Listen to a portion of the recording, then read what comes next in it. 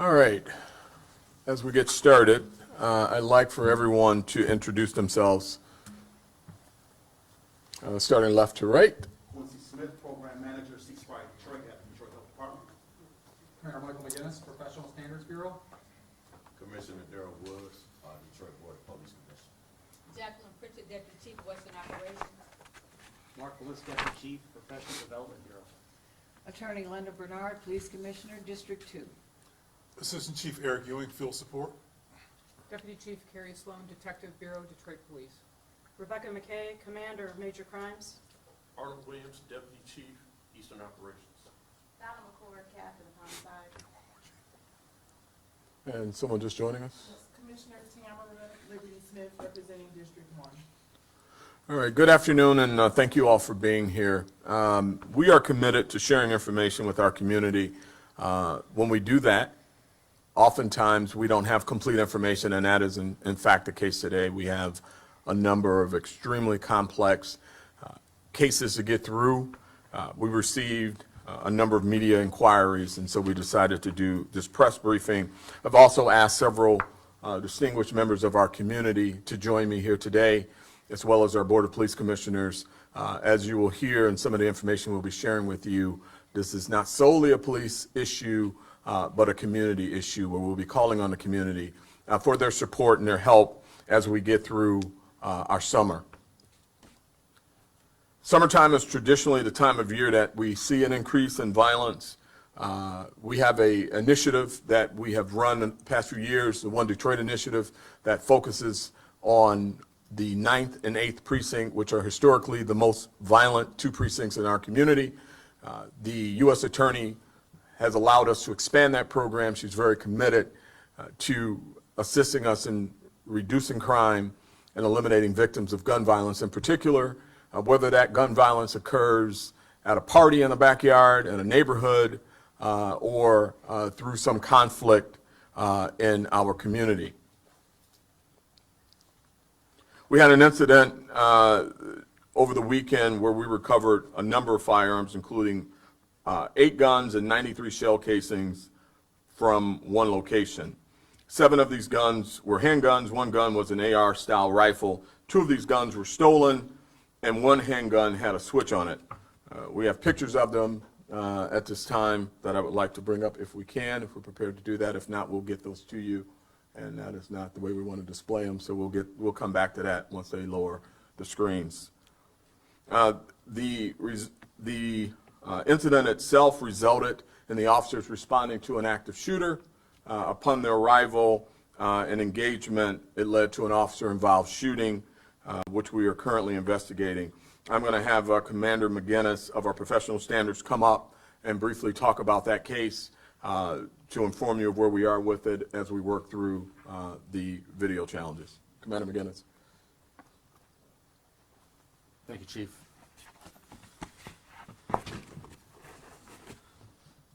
On Saturday, June 1st at about 1:15 a.m., there was a party in the 16500 block of Trinity that resulted in, I'm going to pause while the screen's lower.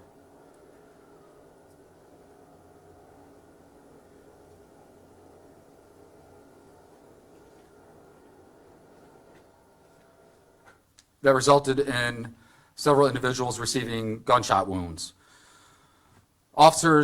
Patrol officers were several blocks away when they heard shots fired. They were on a traffic stop that they ended when they heard the shots fired, and they were responding to said location. They also were dispatched while they were on their way by dispatch because numerous 911 calls came in indicating that there was an active shooter and that persons were shot. Upon arriving, they encountered an individual who's been reported to have possession of a firearm, and an officer-involved shooting took place. That scene, when we responded, we were able to recover over 90 spent shell casings from, as Chief said, a whole variety of different guns. We are in the process of still continuing to collect and process video evidence, and we need to identify and interview many, many witnesses. And so this investigation is going to require a lengthy amount of effort on our part to determine what occurred and have more answers for you. Thank you. At this time, I would like, if we can, Sarge, to play the audio of what the officers were responding to. I think it will provide some context to just how violent that scene was. 16515 Burt, 16515 Burt. That's being fired right now. Operator can hear the shooting. Caller states he heard approximately 100 shots. States the shots are still being fired. Nothing further. 16 fact, you can RTF us, show us rolling that way. 14. 6-2, back in. 8-1, 2. Fired right now. Operator can hear the five. Tennessee advised we're getting an active shooter. 16515 Burt, 16515 Burt. That's being fired right now. Operator can hear the shooting. Caller states he heard approximately 100 shots. States. So that's what the officers were encountering when they got there. As the commander indicated, there were well over 100 people at this location. We know that 4 of them were shot. The investigation is very complex. 93 shell casings that we're running through NIBIN right now to see the connectivity of those shell casings. 8 guns, 2 of which, 1 had a switch, 1 was stolen. So a lot of work to be done, but that's where we are in that portion of the investigation. Moving on to a second incident that occurred. It was 5 people shot Saturday morning at 2 a.m. Thankfully, all the victims are likely to survive. This is under investigation, and I'm going to ask if D.C. Williams can come up and talk a little bit about this case. Early Saturday morning in the area of West Warren and West Grand Boulevard, we received a call just before 2 a.m. that 5 individuals were shot. When officers got to the scene, they were able to find just under 20 casings from 2 different types of firearms. One was a rifle, one was a small caliber handgun round. And at the time, the 5 victims were, 3 of them were, all 5 were critical at the time.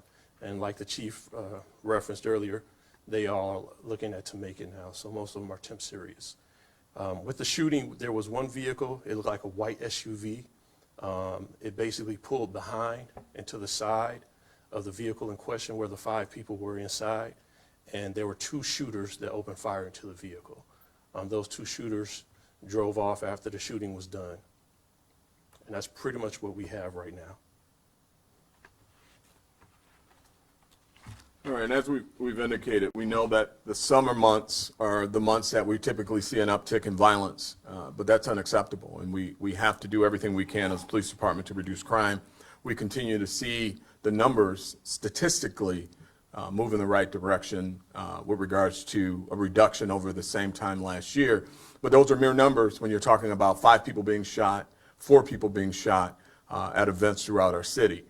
You can't celebrate numbers when you've got real people that are impacted by this violence. So we continue to look to our community, and we continue to look to our partners and our partnerships, like the partnership that we have with the U.S. Attorney's Office on the One Detroit initiative, which will focus on taking gun crimes in particular and violence in particular, murder and its attempt, out of the 8th and 9th precinct, expanded to the 2nd precinct, and candidly any precinct where the person has a Glock switch. I've also directed the officers to focus in on these large events, large-scale events, providing a layer of security, but at the same time enforcing those violations and those ordinance violations of loud music and disruptive behavior in our communities. Our residents, our community, they have a right to peace. They have a right to safety, and we certainly, again, call on our partners. At this time, I'd like to ask Commissioner Darrell Woods to come up and provide a few comments.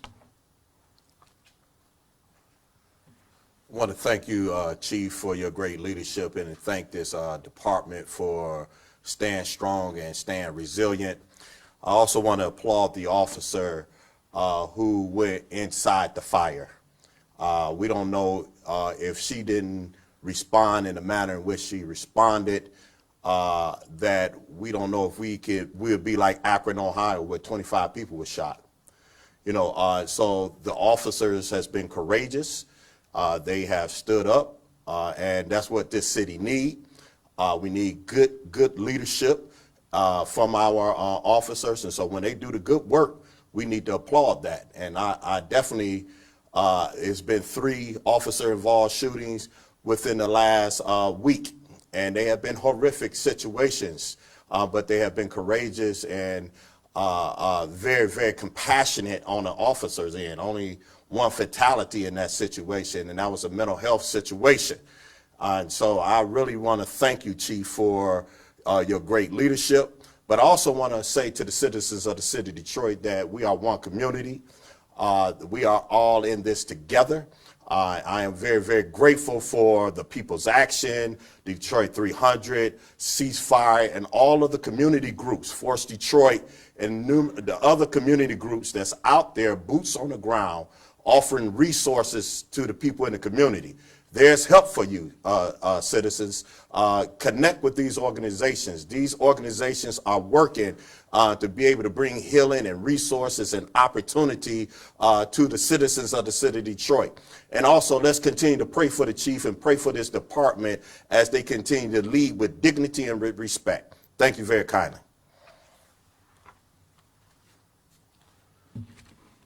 I do second the fact that our officers are working very hard to keep this community safe. Some of the incidents that we are seeing, are beyond really the comprehension. We had 2 seniors about a week ago. One murdered the other over a conflict. We had a situation where 2 brothers were fighting over recording artists and who was the best recording artist. And one brother decided to murder the other. And then sadly, last week, another domestic violence homicide where a person in a relationship with a 19-year-old female shot and killed her in the front yard and ultimately injured the child that she was carrying, who continues to fight for his life at this time. Those types of situations, you can't put preventative policing models alongside those. Those are decisions. Those are horrific decisions. And again, that we need people to make better choices with, whether it's mental health, conflict resolution. There are no statistics that you can overlay or no plan or strategy that you can overlay when someone kills their brother over an issue with a recording artist. And the fight is so intense that it results in a homicide. At this time, I'd like to bring up Commissioner Linda Bernard to say a couple words about the work and what's going on in our community. Thank you, Chief. Again, ladies and gentlemen, it's a sad press conference, and unfortunately, our chief has had to relate all of this, if you will, death, destruction, and hurt and pain to all of us here, and especially our community. We grieve with you, Chief, and we also applaud the heroism of the officers involved. I didn't know until just now that the young lady, that it was a woman officer that assisted, and I'm particularly proud of that fact. Women make a difference on the force.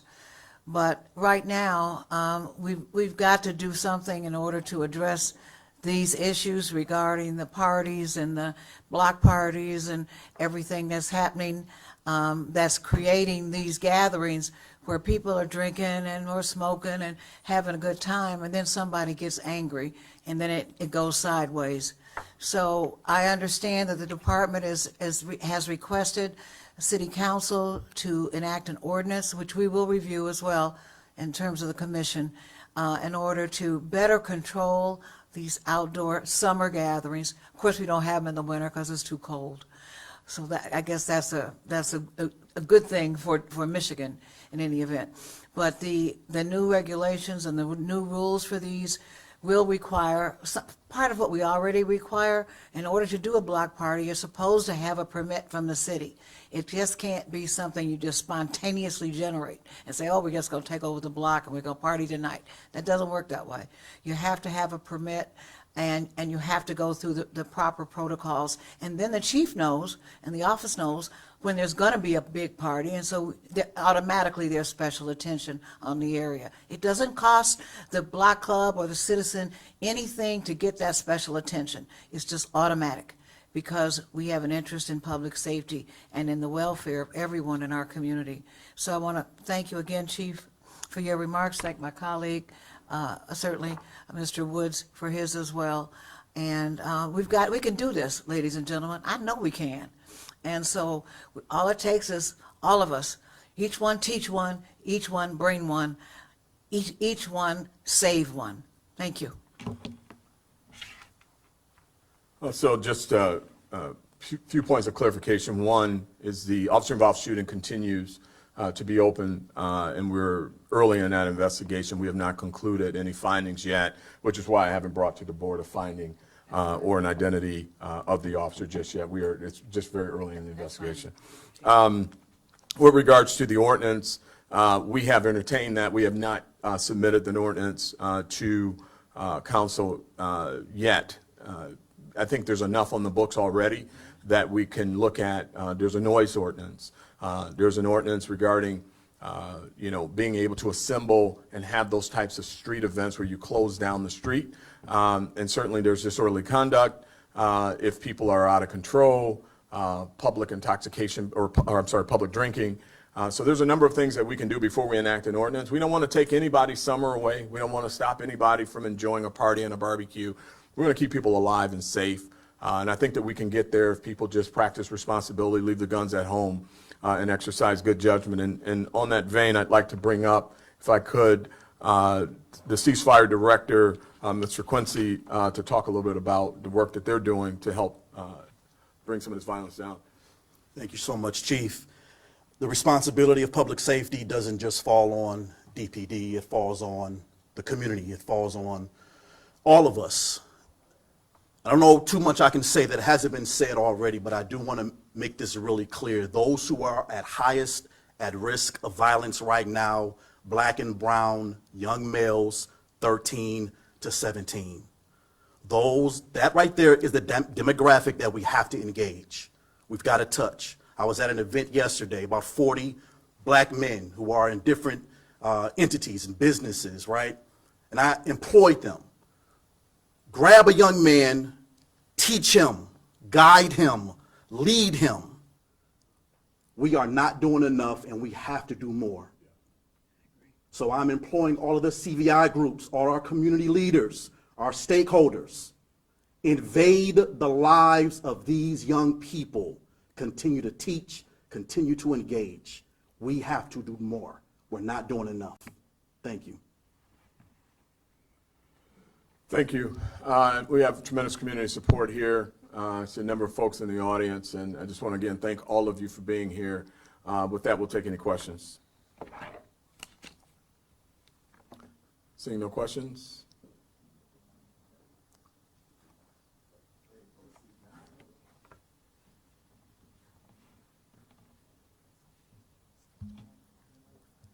Will Jones from Channel 4. With the officer-involved shooting, was anyone injured, and the ages of all the people injured in all these shootings from over the weekend? If you can. I can get you that after the conference. I know that the officer-involved shooting, there were 4 people at that location that were shot. We're working through the details of that. That's the one where over 90 rounds was fired.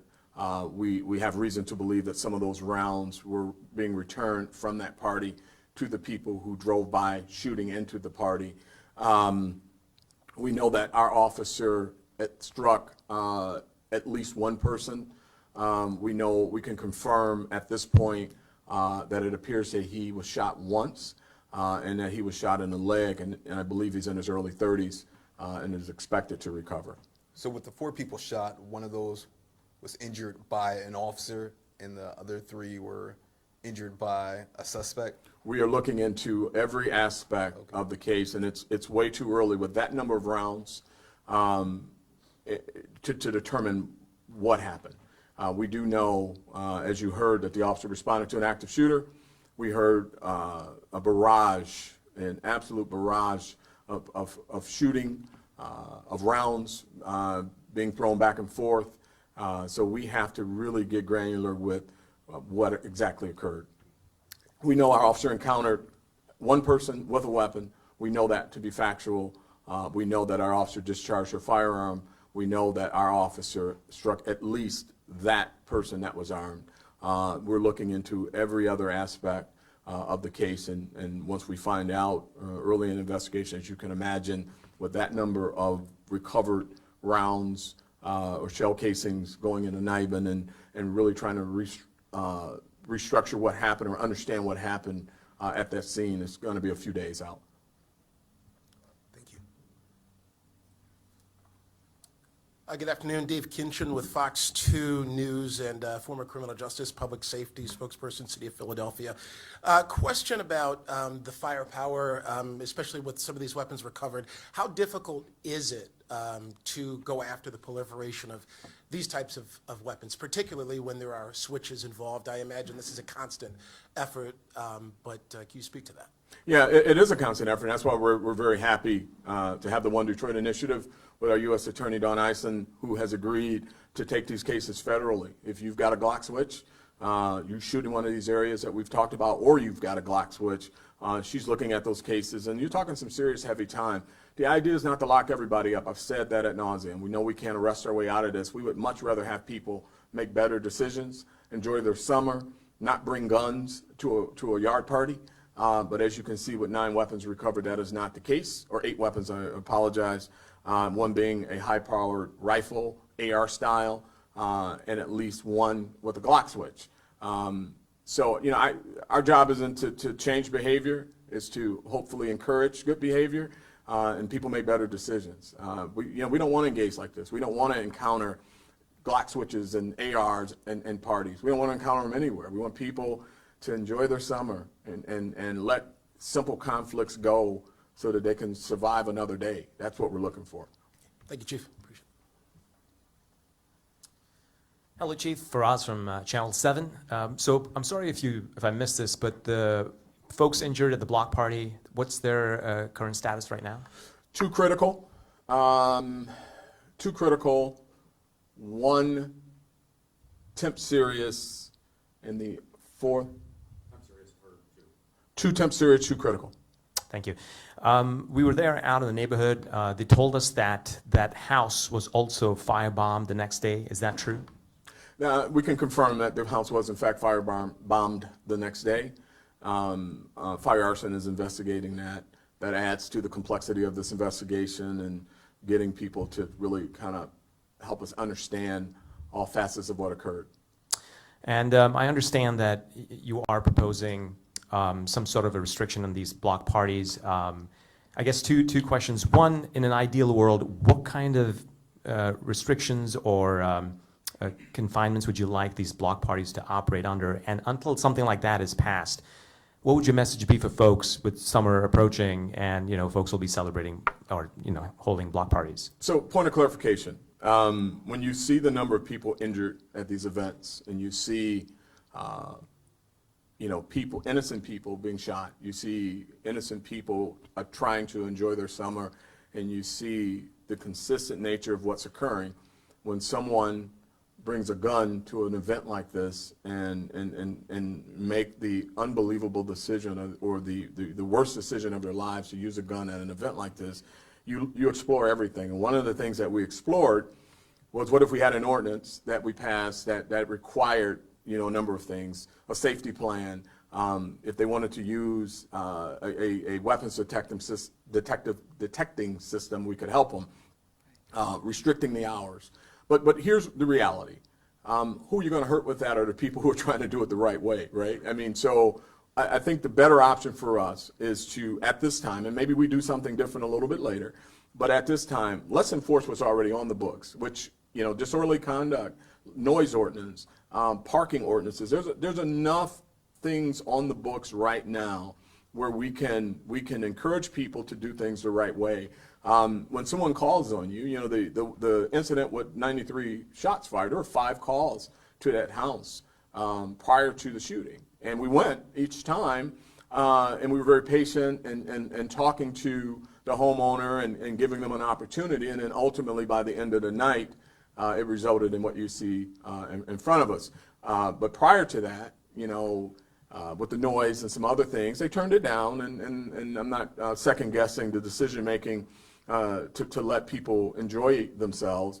But hindsight being as it is, you know, you can't help but wonder what if you'd have shut it down. So if there was a restriction, let's say midnight, party's over, maybe that helps us. But we're not there. We're going to enforce what's on the books now. We're not going to make everybody, you know, consider everyone's party a problem. I mean, how many parties do we not know about because there hasn't been an incident? Thank you. All right, thanks. All right, thank you, everybody.